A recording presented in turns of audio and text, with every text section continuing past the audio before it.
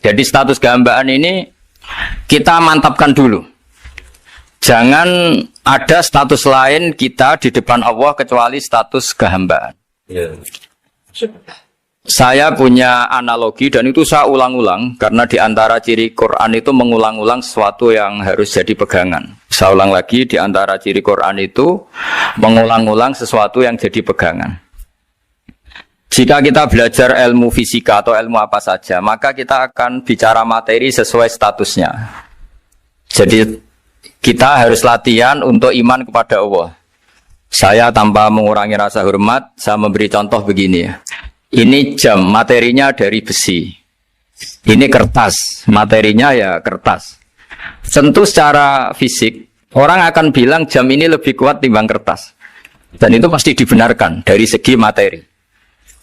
Tapi kalau Anda beragama dan Anda tahu bahwa pengendali alam raya ini Allah Ta'ala, maka kamu akan bilang, terserah Gus Baha gitu. Bisa saja jam ini saya punya niat saya hancurkan, kertas yang lemah ini saya simpan. Sehingga jam tangan ini 5 menit lagi saya hancurkan sehingga benar-benar rusak, sementara kertas ini saya simpan sampai bertahun-tahun awet. Nah, kira-kira seperti itulah ilmu manusia. Sesuatu yang kita sangka kuat, ternyata Allah punya rencana menghancurkan itu. Dan yang kita sangka lemah, ternyata Allah punya rencana untuk mengabadikan itu. Nah, di sini pentingnya iman, lahu maqalidus samawati wal ard. Hanya Allah yang mengendalikan semua. Jadi jangan mentang-mentang kita punya ilmu bahwa materi besi itu lebih kuat timbang kertas, terus kita pastikan bahwa besi lebih awet ketimbang kertas. Kita sisakan satu keyakinan, terserah Allah, terserah pengendalinya. Nah itu agama, bilang terserah pengendalinya itu agama. Ya mungkin tadi aja problem sinyal, saya ulang lagi. Ibarat saya ini megang jam tangan, yang materinya dari besi. Ini kertas yang materinya lemah. Tentu kita akan bilang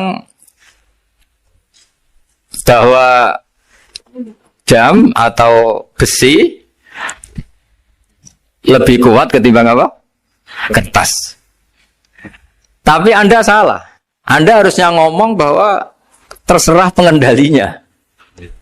Bisa saja saya punya rencana menghancurkan besi ini sehingga 5 menit lagi hancur. Dan saya ingin mengabadikan kertas ini saya simpan di tempat yang aman. Nah kira-kira agama itu bukan anti ilmu, sehingga agama boleh kamu mengatakan besi ini lebih kuat ketimbang kertas. Tapi harus kamu tambahi dari segi materi. Tapi kalau dari segi pengendalinya, maka kita jawab terserah Allah Subhanahu wa ta'ala. Nah ini di sini pentingnya beragama. Jadi meskipun Mars itu kayak apa kuatnya, bumi, gunung kayak apa kuatnya, ternyata gunung yang kita kira kuat, ternyata nyimpan magma yang potensi meledak. Yang gunung kecil yang kelihatan dari pasir kecil yang tidak berdaya ternyata nggak nyimpan magma, jadi nggak direncanakan untuk diledakkan. Itu, nah agama itu seperti itu yang disebut di surat Yasin misalnya Allah itu siapa? Biyadihi malakutu kulli, yang dalam kendalinya itu semuanya di alam raya ini. Sehingga di kehidupan nyata juga sama. Ada orang yang nekuni ilmu ekonomi, tapi miskinnya masya Allah. Ada yang gobloknya Masya Allah tapi kaya. Ada kiai yang punya doa banyak, hidupnya biasa. Yang nggak punya doa kaya. Itu saya pernah baca di sebuah hadis qudsi. Ada riwayat begini. Nabi Musa ketemu Allah ditanya. Limadha kata Allah. Kenapa saya memberi rezeki orang yang bodoh? Mak itu orang yang bodoh sekali. Kadang tak ciptakan dia jadi orang kaya. Dan yang pintar ekonomi kadang tak ciptakan jadi orang miskin. Si Nabi ini tanya, kenapa ya Allah? Supaya dia tahu yang mengendalikan rezeki itu saya, bukan ilmunya dia. Katanya. Jadi banyak orang, misalnya kita yang pinter, dipekerjakan orang yang nggak pinter, yang punya pabrik tidak pinter, mengerjakan orang yang pinter. Jadi ya kira-kira agama itu seperti itu. Sehingga dalam kita beragama itu yang paling ditekankan itu tawadhu. Tawadhu itu merasa sopan atau memang sopan betul. Kalau dalam Ihya disebut, sekiranya Anda tidak bisa tawadhu secara rasa, tawadhulah secara ilmu. Saya ulang lagi ya, sekiranya Anda tidak bisa tawaduk secara rasa, tawaduklah secara apa? Ilmu. Karena ilmu itu akan abadi. Saya beri contoh begini, saya ini kan misalnya kiai di kampung saya atau di kecamatan saya. Saya mungkin bisa merasa hebat karena saya tokoh di sini. Tapi pastikan sebelum ada saya yang bernama Baha ini, agama sudah jalan. Dan di daerah lain yang nggak kenal saya juga agama sudah jalan. Betapa tidak pentingnya saya di kawasan-kawasan yang nggak butuh saya atau di era yang sebelum ada saya. Nah dengan ilmu seperti itu orang pasti tawaduk karena dia tahu daerah yang nggak ada saya ternyata ya ada masjid, ada agama. Periode yang sebelum ada saya juga agama jalan. Sehingga kita tidak kumo luhur, wah kalau nggak ada saya agama nggak jalan. Zaman Wali Songo tidak ada saya agama ya jalan. Ekonomi juga gitu. Kalau Anda pakar ekonomi yang mensejahterakan rakyat, cara tawaduk itu kalau nggak bisa dengan rasa, dengan ilmu. Sebelum ada kamu banyak orang kaya, banyak orang yang nggak kenal kamu juga kaya. Banyak periode yang saat itu udah ada Anda juga kaya. Berarti Anda ini tidak siapa-siapa. Makanya saya pernah didatangin seorang profesor, ini kisah nyata. Gus, sebetulnya saya dengan bapak saya itu pinter mana? Bapak saya itu tidak tamat SD, tapi saya bisa profesor. Saya ini profesor, anak saya naik kelas saja sudah senangnya bukan main. Setidaknya ini orang bodoh bisa menciptakan orang pinter, yang orang pinter kesulitan menciptakan orang pinter lagi. Nah, kalau kita tidak bisa tawaduk secara rasa, tawaduklah secara ilmu. Ikhlas juga gitu, saya sering ngajarkan ikhlas di beberapa kesempatan ngaji. Kalau Anda tidak bisa ikhlas secara rasa, ikhlaslah secara ilmu, pasti bisa, bukan mungkin bisa, pasti bisa. Secara ilmu. Makanya di Quran disebut fa'lam annahu la ilaha illallah. Ilmu, fa'lam itu dari kata ilmu. Saya beri contoh, saya mulai kecil sampai sekarang saya sekitar umur 50 tahun. Mulai kecil sampai sekarang itu ya bilang kalau kertas ini putih. Itu ya ada yang gaji, ada yang bayar, tapi saya selalu bilang kertas ini putih. Yang hitam ya saya katakan hitam, yang merah saya katakan merah. Kenapa? Karena itu fakta. Saya ulang lagi, karena itu fakta. Sehingga saya untuk mengatakan putih tidak perlu ada yang bayar. Sehingga ketika kita latihan sholat, latihan ibadah, dan mengakui Allah itu sebagai Tuhan kita akan malu. Loh, faktanya Allah itu kan Tuhan. Mau mengatakan fakta kok minta upah ini gimana? Kita mengatakan Allah Tuhan itu sama dengan mengatakan kertas ini putih. Sama-sama itu fakta. Sama seperti saya mengatakan Pak Jokowi itu presiden kami. Itu kan fakta. Masa nunggu kalau dikasih BLT katakan presiden, kalau enggak ya enggak. Itu kan ribet jadi. Pak Manut misalnya rektor UGM. Mbok saya enggak digaji di sana atau enggak kerja di sana bilang kalau beliau itu rektor. Pak Ganjar gubernur Jawa Tengah. Mbok saya dikenal apa enggak ya beliau tetap gubernur. Lama sekali kita mengatakan fakta itu ikhlas. Ikhlas itu artinya enggak minta apa-apa. Karena kita ingin ngomong sesuai fakta. Nah Allah Tuhan itu fakta gitu. Nah kenapa untuk mengatakan Allah Tuhan nunggu? Dah, saya ini Tuhan kamu. Ya nunggu dulu Gusti, kalau engkau masukkan kami ke surga, engkau Tuhan. Kalau enggak ya enggak jadi. Itu enggak bisa seperti itu. Ya Allah tetap Tuhan. Nah, kalau Anda enggak bisa ikhlas secara rasa, ikhlaslah secara ilmu. Ilmu ya tadi kita akan selalu bilang yang putih, putih, yang hitam, hitam. Makanya ini pentingnya ilmu. Tawaduk juga gitu. Kalau Anda ditakdir orang yang GR, yang gede rumongso, ditakdir orang yang kumo luhur, secara rasa bisa dilawan secara ilmu. Ada periode di mana sebelum ada kita yang kaya ya banyak, yang dapat hidayat ya banyak, yang terpelajar ya banyak. Ada daerah yang nggak kenal kita, nyatanya pendidikan di situ jalan, sistem sosial baik. Betapa tidak pentingnya kita. Nah ini nanti memaksa kita atau melatih kita untuk tawaduk. Nah dari hikmah ilmu itu kemudian kita minta maaf sama orang lain itu mudah. Karena kita sadar bahwa adanya kita ini problem. Saya sering digojlok orang-orang kaya. Orang-orang kaya itu ya kadang agak kurang ajar tapi nggak bisa dibantah. Begini, pernah tanya saya gini, Gus, saya ini punya mobil mahal, harganya 2 miliar. Kayaknya yang berhak pakai jalan raya saya kan. Bisa, bayarnya pajak saya mahal. Sehingga kayaknya paling pantas saya. Yang naik ontel itu kan nggak bayar pajak, harusnya nggak boleh pakai jalan gitu sih. Terus saya bilang, mbah-mbahnya yang naik ontel itu pejuang, bapak kamu nggak, kata saya. Kamu nggak warisnya, kata saya. Artinya ada teori dalam kitab hikam itu kitab tasawuf dalam pesantren. itu kebaikan saja di soal. Misalnya begini, kita ini bangga sebagai urip yang tertib, hidup yang tertib di kantor, di tempat-tempat pekerjaan. Tapi kalau itu semua terjadi, kalau ada kecelakaan di jalan itu nggak ada yang nolong langsung. SAR paling efektif, tim penolong paling efektif itu ya orang-orang nganggur itu. Orang-orang yang di jalan-jalan di perapatan itu kalau ada kecelakaan langsung nolong. Itu nanti ambulan itu yang kedua, ketiga, yang nolong pertama ya orang-orang yang nganggur-nganggur di jalan itu. Ada orang tersesat nolong. Maka ketika seorang sahabat tanya, ya Rasulullah, kalau engkau melarang kita jagongan di jalan, itu kita tidak bisa. Tapi kata Nabi, ya silahkan saja, tapi adu haqq thoriq, kamu di jalan itu datangkan. Apa itu? Ya kamu bisa amar ma'ruf nahi mungkar.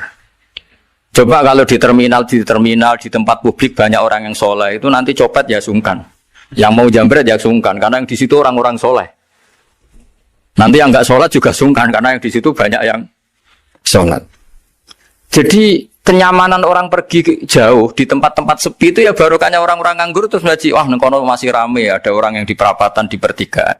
Bayangkan kalau ini orang-orang soleh, pasti itu nyaman. Karena wilayah publik dihuni orang-orang yang soleh. Tapi orang pasti bilang itu nggak tertib. Kita inginnya hidup ya tertib di kantor atau yang suka di masjid, di masjid. Tapi kalau itu terjadi, itu nggak ada tim SAR gratis yang setiap saat kalau ada orang kecelakaan nolong. Makanya dalam makalah hikam itu paling masyhur diantaranya itu, manusia itu siapa? Manusia itu mangkanat mahasinuhu masawiyah, fakih falatakun masawihi masawiyah. Manusia itu orang yang saat baik saja ada salahnya, apalagi masalah. Jadi kalau kamu punya toko, lagi laris, dan saat laris itu Anda ngerumat keluarga Anda melakukan kebaikan pada keluarga Anda. Pasti ada toko lain yang termahjubkan, yang tersingkirkan. Makanya saya pernah diskusi sama kiai besar, guyonan sama saya. Kita kalau kiai besar sebaiknya kalau diundang di musala kecil datang apa enggak? Kata kiai yang satu, jangan datang Gus, itu jatahnya kiai kecil. Terus kata yang satu, datang Gus sebagai bukti tawaduk bahwa kita kiai besar pun mau diundang yang kecil. Akhirnya kita ini ya kadang datang kadang enggak, karena kadang kita enggak datang supaya jatah rezeki kiai kecil enggak terambil. Kadang ya mau datang supaya dikira tawaduk. Makanya kalau seorang profesor sering terubah di bawah itu ya kasihan yang S1, SPDI itu kan nanti gak jadi bintang kalau profesornya sering turun. Kalah terus itu. Jadi kadang-kadang itu orang itu harus berpikir secara ilmu, jangan rasa terus. Jadi itu ilmu. Jadi semua yang kebaikan yang kita lakukan itu secara ilmiah bisa diperdebatkan. Ada orang senang ngomong serius supaya bangsa ini maju. Tapi bapak saya itu pesan saya, kamu kalau ngiyai itu jangan sering ngomong serius kan. Masyarakat sudah capek, mikir utang, mikir keluarga. Jadi itu sowan kiai dijak ngomong serius lagi, nanti capek kan. Sehingga kiai dulu itu kalau ketemu orang ya guyon terus. Karena tahu masyarakat sudah capek. Sudah banyak yang takut tanggal kredit gitu. Sudah takut tanggal kredit, takut problem sowan kiai diancam neraka lagi. Itu kan ketakutan berkali-kali. Jadi makanya ini kan kebaikan itu dievaluasi karena kita tidak nabi, tidak wali. Jadi kalau kata hikam itu apa yang Anda kira baik itu ada masalah, apalagi sedang masalah. Saya sering cerita ada orang suami istri harmonis sekali. Itu tanyakan ibunya, pasti mulai gak peduli dengan ibunya karena terlalu harmonis dengan istri. Itu pasti bukan mungkin lagi. Jadi jangan tanya istrinya, tanya ibunya. Oh, jok nikah lupa saya. Ngalor ngidul sama istrinya. Tanyakan temannya. Wah, itu jok nikah lupa temennya. Tapi yang baik sama teman, tanyakan istrinya. Jatah belanja untuk ngopi. Begitu terus itu. Jadi siklus sosial itu. Nah, di sini pentingnya saling minta maaf karena dalam kebaikan kita pasti ada kesalahan. Ketika karir kita baik di pemerintahan maupun di kampus, pasti dengan sendirinya ada yang agak tersingkirkan. Meskipun itu sudah hukum alam.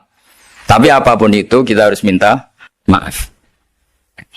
Makanya banyak, saya sering cerita berkali-kali, dulu itu ada dua nabi yang seangkatan. Itu luar biasa debat ilmiahnya, tapi debat baik. Mulai dulu ya ada polemik itu ya mulai dulu ya ada. Yang Nabi Yahya itu suka berkawan orang-orang soleh. Kalau ditanya, kenapa kamu berkawan orang-orang soleh? Ya enak lah, karena berkawan orang soleh. Yang Nabi Isa sering berkawan orang-orang yang nggak jelas. Ditanya, kenapa anda suka berkawan orang-orang yang nggak jelas? Innama ana tabibun udawil mardo. Nabi dan kiai itu ibarat dokter, ya tentu menyembuhkan yang sakit. Kalau anda seorang dokter pasti neliti daerah-daerah pandemi, masa neliti daerah sehat? Nah, jadi dulu bapak wasiat ke saya gitu, kue nak jadi kiai kok bengkel, jadi kiai itu kayak bengkel. Kalau nggak siap dadani orang nggak jelas ya jangan jadi kiai kan. Itu ya, tapi kan masalahnya kita sendiri solehnya pas-pasan, takut terkontaminasi. Jadi yang jelek bukan jadi baik, kita yang baik jadi jelek. Nah itu kan mulai dulu ya polemik sejauh mana kita punya kekuatan untuk tidak terpengaruh yang negatif. Yang negatif terpengaruh kita menjadi positif. Jadi ini cerita-cerita sawalan bahwa dalam kebaikan kita itu ada kesalahan. Maka kita tetap istighfar, tetap saling minta maaf. Dulu bapak saya kalau diceritain ada seorang kiai sampai sepuh jadi imam masjid, istiqomah sekali. Dulu bapak saya itu guyu. Ya istiqomah, tapi wong liya terus ra iso dadi kader. Jadi calon-calon kiai ini sudah putus asa karena nggak pernah punya kesempatan jadi imam. Jadi di balik istiqomah itu ya ada memahjubkan orang lain. Makanya alhamdulillah di Indonesia itu ada pegawai pensiun. Kalau enggak habis itu. Karena yang anyar-anyar itu mesti ini kurang pengalaman, ini kurang senior. Tapi baru kan ada pensiun kan gantian. Masalahnya di dunia kiai itu udah ada pensiun. Tambah sepuh tambah mantap, tambah sepuh tambah mantap. Nah itu sebaiknya ya mulai mundur-mundur sedikit dari imam masjid itu. Ya nyari-nyari yang lain lah supaya ada kaderisasi, ada. Jadi intinya itu di balik kebaikan yang kita lakukan pun itu ada masalah sehingga kita butuh istighfar. Di sini pentingnya dawuhnya para wali-wali, dulu ada istilah wastighfaruna yahtaju ilal istighfar. Ketika kita minta maaf, sebetulnya minta maaf sendiri itu butuh minta maaf lagi. Minta maaf lagi itu butuh minta maaf lagi. Misalnya saya dengan Mas Hilmi ini akrab, pernah pakai uangnya misalnya.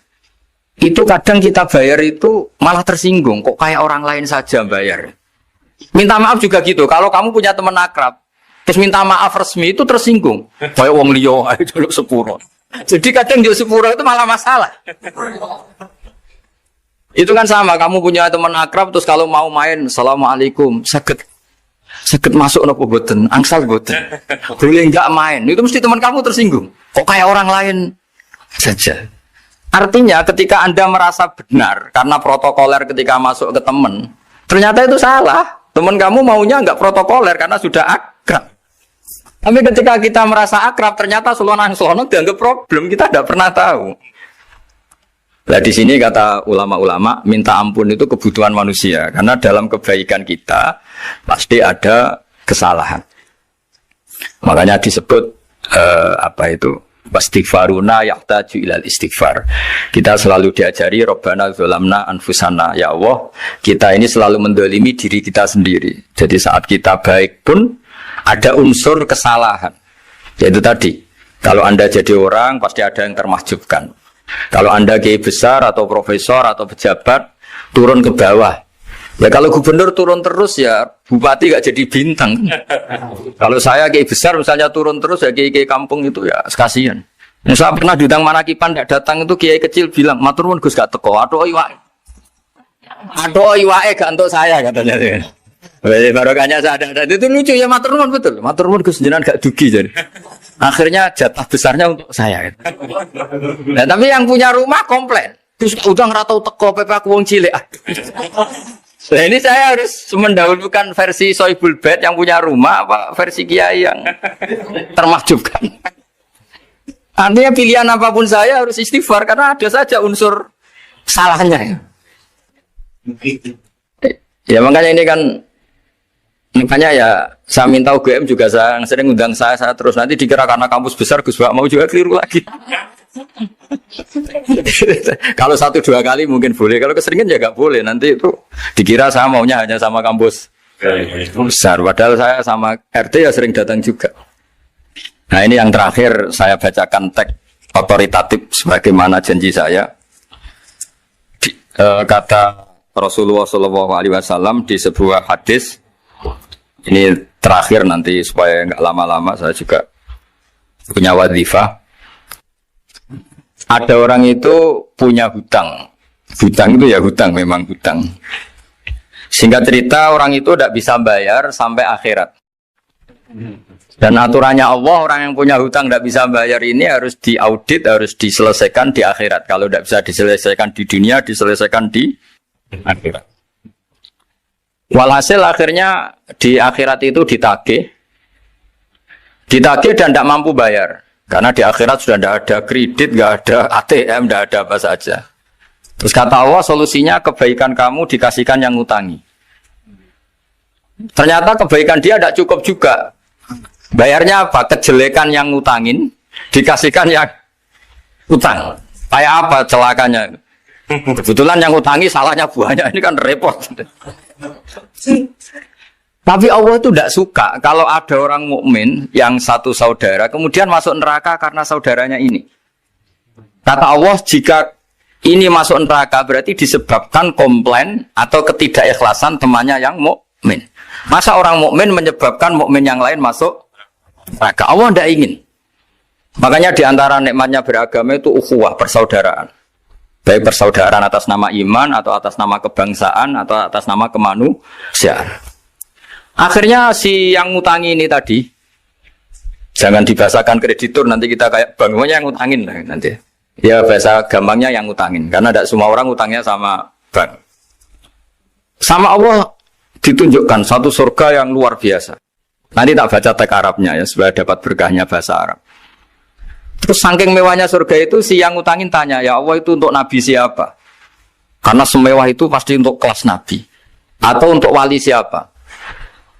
Katanya, terus kata Allah, sabda Allah, untuk siapapun yang mampu membeli. Lalu siapa yang bisa membeli surga semewah itu? Kamu bisa. Terus, dengan apa ya Allah? Kamu mengampuni teman kamu itu. Kamu bebaskan dari utangnya. Nanti tak kasih surga itu. Terus, akhirnya sama Allah, kata orang itu, ya Allah saya bebaskan. Ya sudah, kamu berdua masuk surga. Karena Allah tidak ingin ada kasus aneh. Dua orang mukmin ini kan bersaudara. Masa bersaudara kemudian yang satu menjadi penyebab masuknya neraka karena ini tidak mau memaafkan. Artinya kalau kita sawalan itu harus benar-benar mau memaafkan, karena kalau tidak Anda menjadi penyebab teman kamu masuk neraka. Jadi kita janganlah jadi orang mukmin yang menjadi problem bagi saudara kita. Jadi makanya saya itu berharap ada wali utang saya tidak bisa bayar, karena ini masih dibela-belain Allah ini.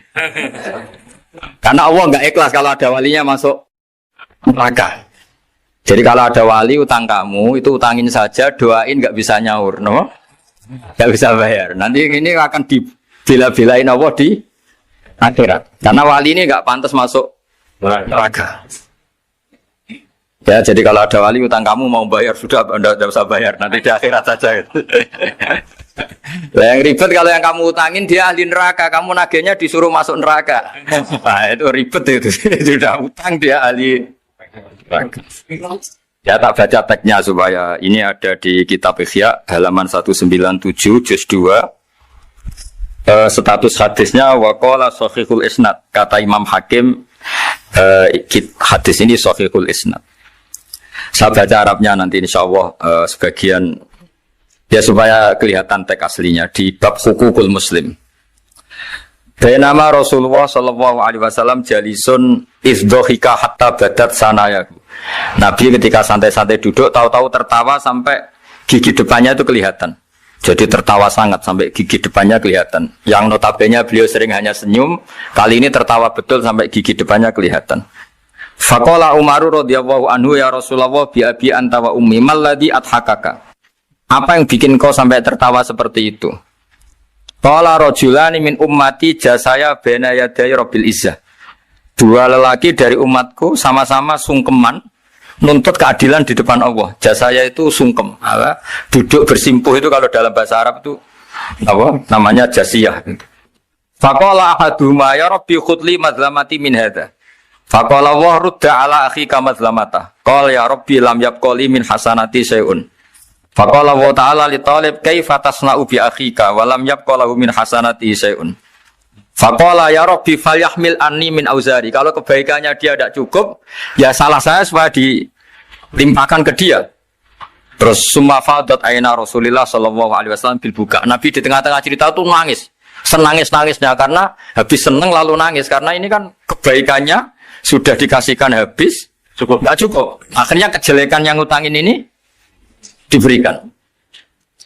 Makanya kalau kamu ingin masuk surga, utangi orang-orang soleh sebanyak-banyaknya. Dan doain nggak bisa apa? Nyaur. Tapi tak jamin orang soleh itu nggak suka utang. Karena hidupnya sederhana ini. Kayaknya saya tidak akan utang Mas Ilmi itu. Karena orang soleh itu hidupnya sederhana, pasti tidak butuh. Kalaupun utang paling ya untuk makan kan gampang nyaurnya apa?